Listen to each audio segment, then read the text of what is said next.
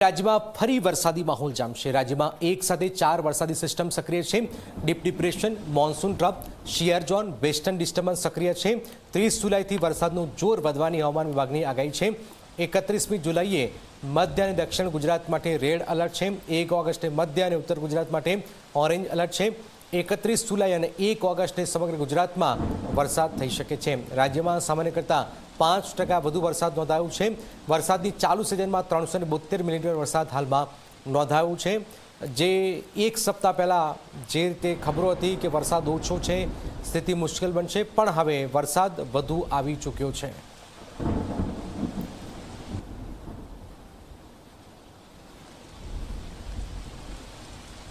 आज heavy rainfall isolated places में दिया गया है गुजरात रीजन में।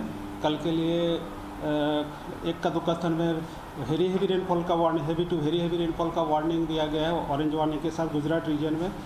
और डे 31 अगस्त को heavy to very heavy with extremely heavy rainfall का वार्निंग दिया गया है आइसोलेटेड प्लेसेस में गुजरात रीजन में।